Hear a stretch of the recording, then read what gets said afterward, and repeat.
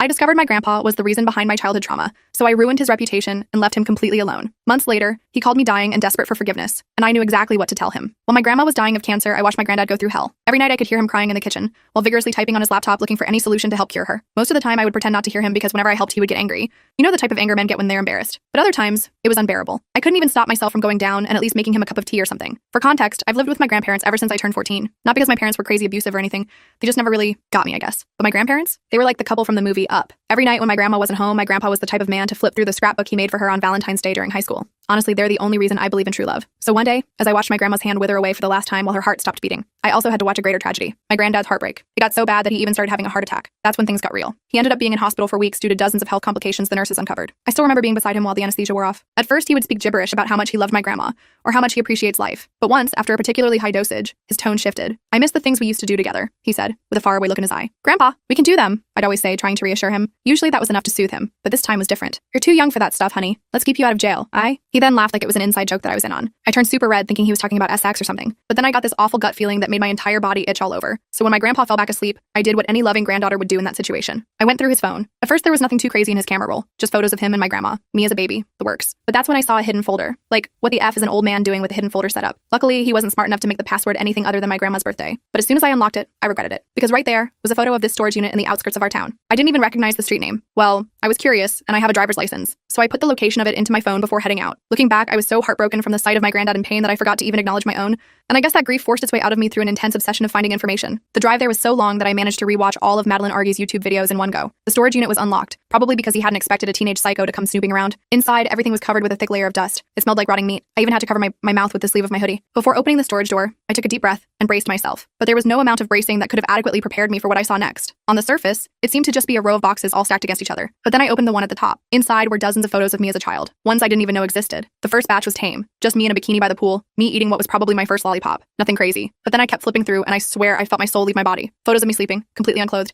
Photos of me in my cot while men I didn't recognize stood over me touching their, well, bile rose in my throat. My breathing was so shallow I swear it felt like I had just run a marathon or something. I don't even know why I kept looking, but I did. And by the time I had gotten to the third box, I was looking at photos of me crying and locked in a dark room. And not just a basement or anything, no. The walls were lined with toys. By this point, tears were streaming down my face and I was rocking back and forth on the floor. All the photos were all taken from before I had turned 3, which I guess explained why I didn't remember any of it. But I always thought I had a normal childhood. My family practically prided themselves on being the white picket fence dream. I tried to convince myself it wasn't me, that this unit didn't belong to my granddad. But that was practically impossible because on the back of all the photographs was my name alongside dates and my age, all of which lined up. As I sat down and stared at the ceiling, I thought about it. All the creepy jokes my dad made, all the money we had that couldn't have come from my parents' jobs, why I don't have any memory of life before turning 10. I grabbed a few photos and stuffed them in my pocket. I needed evidence. My hands were shaking so bad I dropped half of them. I didn't know what to do next. Call the police? Tell someone? My brain was totally fried. I ended up just sitting in my car for like an hour staring at nothing. The drive home was a blur. I don't even remember turning on the radio or stopping at lights. I just remember pulling into our driveway and feeling like I was going to throw up again. My granddad was still in the hospital, so I had the house to myself. I went straight to my room and hid the photos under my mattress. That night I couldn't sleep at all. I kept thinking about those men in the photos. Were they friends of my granddad? My dad? Both? I felt so gross and violated. Every time I closed my eyes, I saw those pictures. I ended up taking 3 showers before morning. The hospital called around 8 a.m. My granddad was being discharged tomorrow. I had to pick him up. I almost said no, but then realized that would seem suspicious. I needed to act normal while I figured out what to do. I spent the whole day cleaning the house trying to keep busy. I scrubbed the kitchen floor until my knees hurt. I organized my closet 3 times. Anything to stop thinking about what I'd found. But my mind kept going back to it. Why would my granddad keep those photos? What else didn't I know? That night I had nightmares about being trapped in a dark room with toys on the walls. I woke up screaming at 3 a.m. drenched in sweat. I grabbed my laptop and started researching childhood trauma and memory repression. Apparently it's common for kids to block out traumatic memories,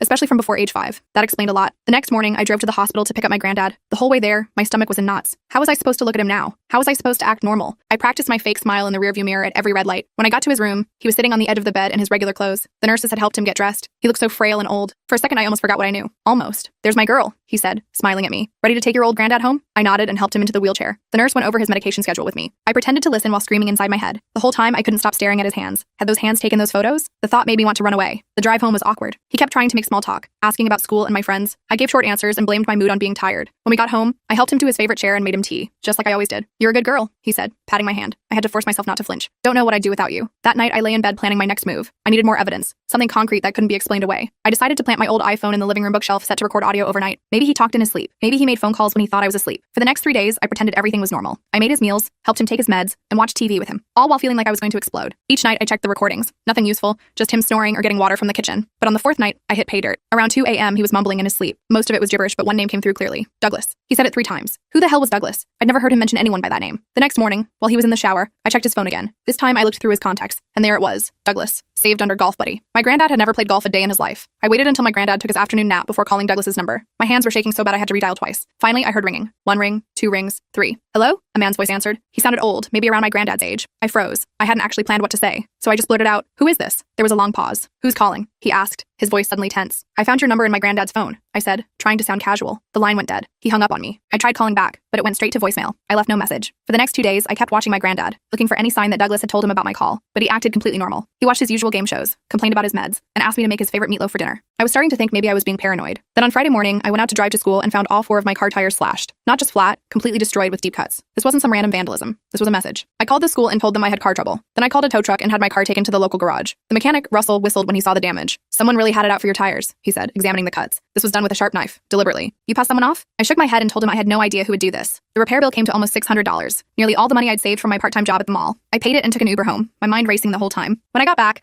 my granddad was sitting in the kitchen eating toast. He looked up when I came in. "Car trouble?" he asked innocently. Too innocently. "Yeah," I said, watching his face carefully. "Someone slashed my tires last night." He frowned and shook his head. "What is wrong with people these days? You file a police report?" I told him no. I just got them fixed. He nodded and went back to his toast. But I swear I saw the tiniest smile at the corner of his mouth. He knew. Somehow, he knew I was digging. That weekend, I decided to try a different angle. I remembered my mom once mentioning that I had a lot of ear infections as a baby. Maybe there would be something in my medical records that didn't add up. I drove to my childhood pediatrician's office doctor, Marilyn's practice. The receptionist, an older woman named Victoria, greeted me with a smile. I told her I needed copies of my medical records for college health forms. She seemed suspicious at first, but eventually agreed to help me. "Let me see what we have," she said, typing on her computer. "Name and date of birth?" I gave her the information and waited while she searched the database. Her forehead wrinkled as she stared at the screen. "That's odd," she muttered. "We have your records from age 3 onward, but nothing before that. Usually we have birth records, vaccination schedules, all that stuff." My heart started racing. "Is that normal? For records to be missing?" Victoria shrugged. "Not normal, but not impossible. Records get lost in transfers sometimes. Your parents might have taken you to a different doctor when you were very young." I thanked her and left with the partial records. Another piece of the puzzle. Why were there no medical records from before I was 3? The same age as in those horrible photos. When I got home, my granddad was watching TV in the living room. I decided to take a risk. I needed to see his reaction. "Hey, Granddad," I said casually. I was doing some spring cleaning in the garage and found a box of old photos.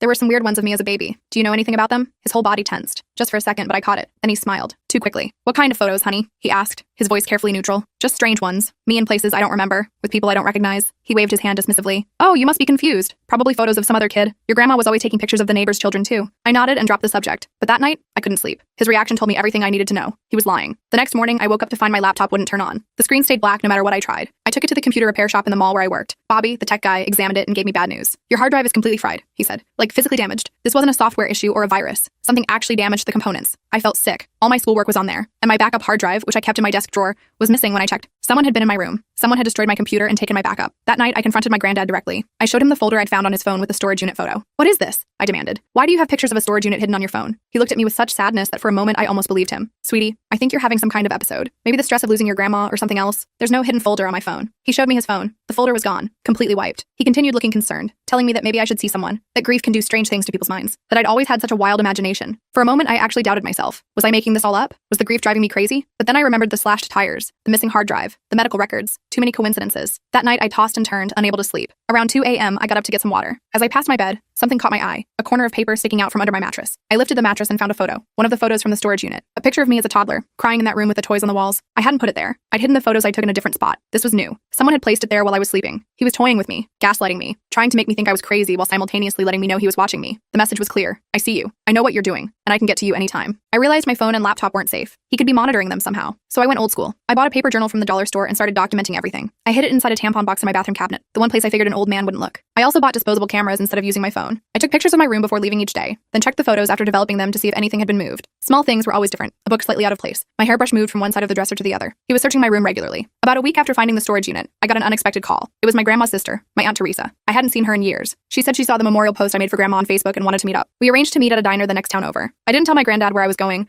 just that I was meeting a friend for lunch. Aunt Teresa was already there when I arrived, sitting in a booth by the window. She looked a lot like my grandma, just thinner and with shorter hair. "You've grown so much," she said, hugging me. "Last time I saw you, you were just a little thing." We ordered coffee and made small talk for a while. Then she leaned forward, her face serious. "I need to ask you something," she said quietly. "How are things with your granddad? And your parents?" Something in her tone made me pause. "Fine, I guess. Why?" She sighed and stirred her coffee. "Your grandma and I didn't speak for almost 20 years. Did you know that?" I shook my head. "No one had ever mentioned any family drama. I cut contact with all of them back when you were very little," she continued. "There was something I saw at a family barbecue. Your dad took you off somewhere. You were crying. When you came back, you were just silent, different. I told your grandma what I saw, but she didn't believe me. Said I was making trouble. My heart was pounding so hard I could barely hear over it. What did you see exactly? She shook her head. I don't know for sure, but it wasn't right. The way they passed you around among their friends, the way they'd take you to another room when you got fussy. I tried to report it, but no one believed me. I was the troublemaker of the family, you see. The one with mental problems. I felt like I couldn't breathe. I found something. I whispered. Photos. In a storage unit. Her face went pale. Oh God. I told her everything. The storage unit, the photos, the slashed tires, the mind games. She listened without interrupting, tears streaming down her face. I knew it, she kept saying. I knew something was wrong. She offered to help me. Said I could stay with her if I needed to get away. I was tempted, but I wasn't done yet. I needed more evidence. Something concrete that couldn't be denied or explained away. The next day, Aunt Teresa and I went back to the storage unit together. But when we got there, my heart sank. The unit was empty, completely cleaned out. Not a single box remained. Just bare concrete floor and walls. He must have found out I discovered it, I said, my voice echoing in the empty space. He cleared everything out. We looked around carefully, and I noticed something in the corner. A single photograph lying on the floor. I picked it up. It was a picture of me and Aunt Teresa at the diner yesterday. Our faces clearly visible through the window. I showed it to Aunt Teresa, who gasped. Someone was watching us, she whispered. They must have followed us from the diner and left this as a warning. Aunt Teresa wanted to go to the police right away, but I refused. What evidence did we have? One photo of us at a diner? My granddad had already cleaned out the storage unit, deleted the folder from his phone. He'd been careful to cover his tracks, and I had a feeling that if we went to the police, things would get much worse before they got better. Instead, I decided to keep digging. I started visiting my granddad's friends, all under false pretenses. I'd say I was collecting stories about my grandma for a memorial book, or helping granddad organize his address book. Old people love to talk, and they rarely suspect a teenage girl of investigating them. I met Eugene, my granddad's neighbor, who always brought over homemade bread. Donald, who played cards with granddad on Thursdays.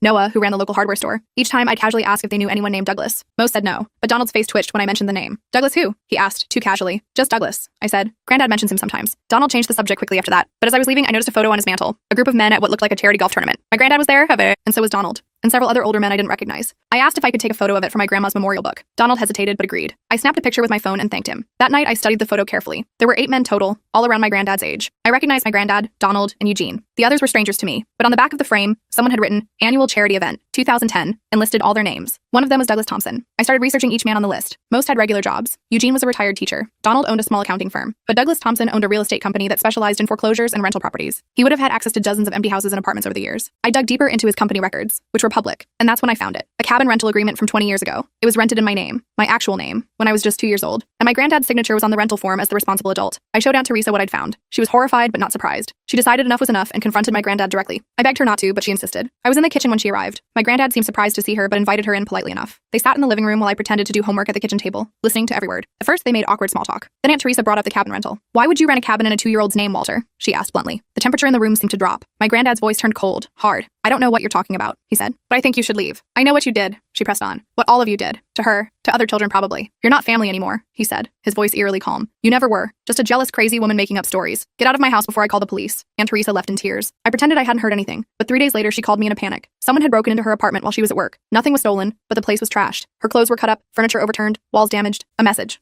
I was running out of safe places to keep evidence, so I asked my friend Kelly if I could use her school locker to store some stuff. She agreed without asking questions. I put the remaining photos, the journal, and printouts of everything I'd found in a folder and hid it in her locker. I didn't write down which locker I used in my journal, keeping that detail only in my head. But the next day, the school called me to the office. The principal, Mrs. Blake, looked concerned. There was a break-in last night, she explained. Someone forced open several lockers in the east hallway, including your friend Kelly's. My blood ran cold. Was anything taken? We're not sure. The security cameras were disabled. Do you know if Kelly kept anything valuable in there? I shook my head numbly. I was shocked, but realized my granddad must have followed me to school and seen which locker I'd used. I went home that day feeling defeated. Everything I collected kept disappearing. Every move I made, he was one step ahead. But I wasn't giving up. I just needed a new strategy. I ripped up my journal, burned the pages in the backyard fire pit, and started over. But this time, I filled it with fake information, false leads, made up evidence locations. I left it hidden where he would easily find it. I also started spreading rumors around town. I told different people different stories. I told Kelly I found evidence at the old abandoned factory. I told my coworker Andrea I hid photos at the library. I printed flyers about a victim support group meeting at a local motel and accidentally left one where my granddad would see it. The bait worked. 2 nights later, I followed my granddad when he snuck out after midnight. He drove to the Sunset Motel on the edge of town, the location I'd put on the flyer. I parked across the street and watched as he pounded on the door of room 118,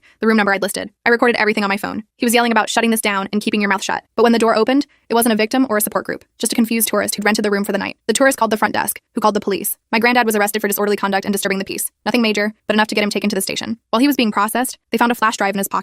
Standard procedure. They inventory everything you have on you when arrested. The officer, a young guy named Officer Jordan, recognized my last name when booking my granddad. You related to this guy? He asked when I came to the station after getting the call. I nodded. He's my grandfather. I'm his caretaker. Officer Jordan seemed concerned but professional. We found a flash drive on him during processing. Given the circumstances of his arrest, we'll need to examine it as part of our investigation. I can't share details yet, but if we find anything relevant to you, we'll follow proper procedures to notify you. I thanked him and bailed my granddad out. He was silent the whole ride home. Not angry, not defensive, just silent, watching me. It was the scariest he'd ever been. 2 days later, Officer Jordan called me. He explained that they had obtained a warrant to examine the flash drive due to suspicious circumstances.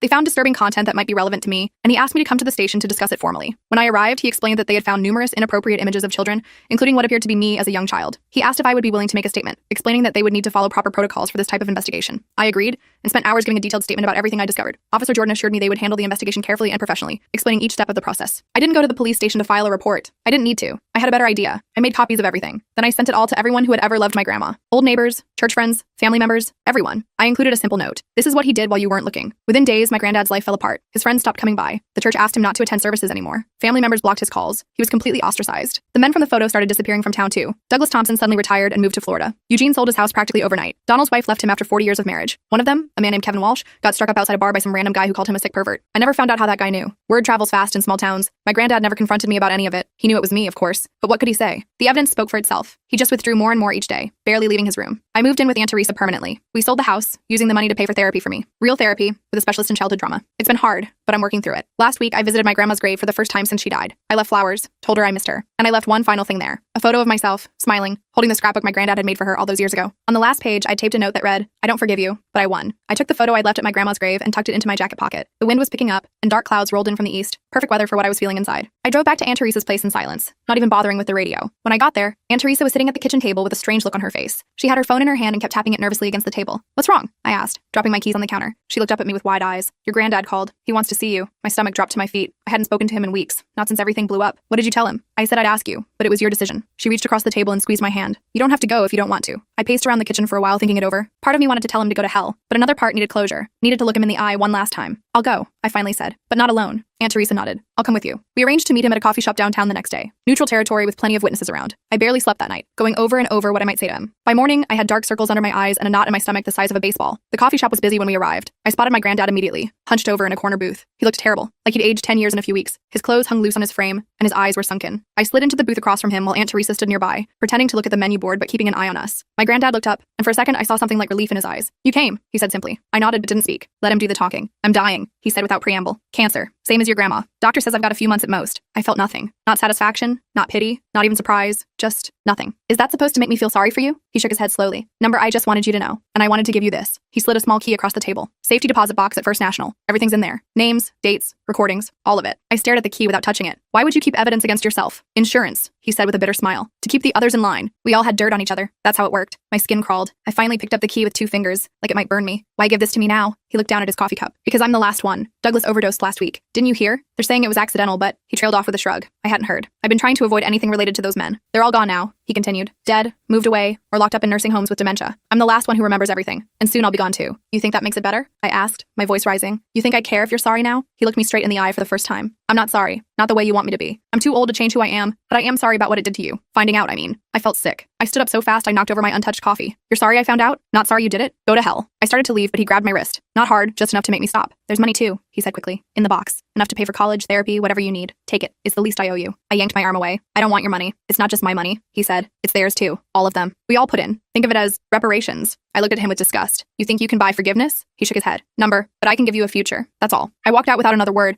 Aunt Teresa right behind me. In the car, I finally broke down, sobbing so hard I could barely breathe. She held me until the worst of it passed. "What are you going to do about the key?" she asked when I'd calmed down. I looked at the small piece of metal in my palm. "I'm going to see what's in that box." The next day, Aunt Teresa and I went to the bank together. The manager took us to a private room with a safety deposit box. When he left, I took a deep breath and opened it. Inside were exactly what my granddad had promised. USB drives, labeled by year, paper files with names and addresses, and stacks of cash, more money than I'd ever seen in one place. At least $50,000, maybe more. But there was something else too. A sealed envelope with my name on it. Inside was a single sheet of paper with an address in a town about an hour away. Nothing else, just the address. "What do you think it is?" Aunt Teresa asked, looking over my shoulder. "I don't know," I said, "but I'm going to find out." We drove there that afternoon. The address led us to a small house with a well-kept yard. An older woman answered the door when we knocked. She looked to be in her 60s, with kind eyes and silver hair. "Can I help you?" she asked, looking confused. I hesitated, suddenly unsure what to say. My name is..." "Oh my God," she interrupted, her hand flying to her mouth. "It's you. You look just like your mother." My heart started racing. "You knew my mother?" The woman nodded, tears filling her eyes. "I'm Grace. I was her foster mother for a while. Please, come in." We followed her inside to a cozy living room. Photos covered every surface. She picked up one and handed it to me. A young woman holding a baby. "That's your mother," she said softly. "And that's you." I stared at the photo in shock. The woman looked like me, but happier, more carefree than my mother had ever been. "I don't understand," I said. "My mother never mentioned being in foster care." Grace sighed heavily. She probably didn't remember. She was only with me for about 6 months when she was 16. She'd run away from her parents, your grandparents, after years of abuse. She was pregnant with you and terrified. My hands started shaking. Abuse? Your grandfather was not a good man, Grace said carefully, and your grandmother looked the other way. Your mother wanted to break the cycle. She was determined to protect you. I felt like I couldn't breathe. What happened? She had you here, in this house. You were the most beautiful baby. Grace smiled at the memory. For 6 months, everything was good. She was going to finish school, get a job. We had a plan. Then one day her parents showed up, said they'd changed, wanted to make amends. They seemed so sincere. I knew where this was going. She believed them. Grace nodded sadly. She went back with them, taking you. I begged her not to, but she wanted so badly to believe they'd changed. I never saw her again. I tried to check on her, but they moved away. I looked for years, but they moved across the country, I said numbly. Changed their names slightly. Started over where nobody knew them. Aunt Teresa, who had been silent until now, spoke up. How did you know her parents? Before she came to you, I mean. Grace's face darkened. I was a social worker back then. There had been reports about their home for years, but nothing ever stuck. Your grandfather was well connected in town. Police, judges, other influential men. They protected each other. The pieces were falling into place. My mother hadn't been a willing participant. She'd been a victim who got pulled back in, who maybe thought she could protect me from the inside. Did my mother ever contact you again? I asked. Grace shook her head. But about a month ago, I got a letter from your grandfather. Just your name and a recent photo. Nothing else. I tried to process this. He wanted me to find you, to learn the truth. I think so, Grace said. Maybe in his own way, he was trying to make something right. I wasn't ready to give him that much credit. Or maybe he just wanted to hurt my mother one last time by exposing her secrets. We stayed for hours, looking through Grace's photos and hearing stories about my mother as a teenager. It was like discovering a whole different person than the quiet, anxious woman I'd known. When we finally left, Grace hugged me tight. You're welcome here anytime. This was supposed to be your home. On the drive back, I was quiet, turning everything over in my mind. Aunt Teresa let me think, only speaking when we were almost home. What are you going to do now? She asked gently. I looked at the safety deposit key in my hand. I'm going to talk to my parents. I hadn't spoken to them since everything came out. They'd called a few times, left messages saying they wanted to explain. I'd ignored them all, but now I needed answers. I called them that night. The conversation was brief. I told them I knew everything and that I was coming over tomorrow. My father started to protest, but my mother cut him off. We'll be here, she said quietly. The next day, I drove to their house alone. Aunt Teresa offered to come, but this was something I needed to do by myself. My parents were waiting in the living room when I arrived. They looked terrible, like they hadn't slept in weeks. I sat across from them and placed the safety deposit key on the coffee table between us. I know about Grace, I said without preamble. I know you were in foster care. I know what they did to you. My mother's face crumpled. She started crying silently. My father just stared at the floor. Why did you go back to them? I asked. Why would you bring me into that? I thought I could protect you, she whispered. I thought if I was there, they wouldn't, that I could stop them. Did you? I demanded. Did you protect me? She looked up, her eyes hollow. Not enough. Never enough. I tried, but they always found ways. Drugging me, sending me on errands. By the time I realized I couldn't stop it, we were trapped. They had photos, videos. They said they'd release them, ruin our lives, and I was weak. I'm so sorry. I wanted to hate her. Part of me still did. But looking at her now, I could see she'd been as much a victim as I was. Maybe more, because she remembered everything. What about you? I turned to my father. Were you part of it? He finally looked up. I met your mother after she came back. I didn't know anything until after we were married. By then it was too late. They had their hooks in too deep. I didn't know if I believed him. I wasn't sure I ever would. I'm not here for apologies, I said. I'm here because I need to know if there were others, other kids. They exchanged a glance. My mother nodded slowly. Yes. Over the years. Not many, but yes. I pushed the key toward them. There are names and evidence in that safety deposit box. Enough to put people away if any of them are still alive. I want you to take it to the police. All of it. My father looked startled. But that would mean, I know what it means. I cut him off. You'll have to admit what you knew and didn't stop. You might go to jail, but it's the only way I'll ever consider having either of you in my life again. I stood up to leave. My mother grabbed my hand. What about you? What will you do? I gently pulled away. I'm going to college in the fall. Psychology. I want to help kids who've been through what I went through. I was using the money from the safety deposit box, though I didn't tell them that. It felt right somehow. Taking their dirty money and using it to heal the damage they'd caused. 3 days later, my parents walked into the police station with everything from the safety deposit box. The investigation is still ongoing. Some of the men are dead, but not all. There will be trials, eventually. I don't know if I'll testify.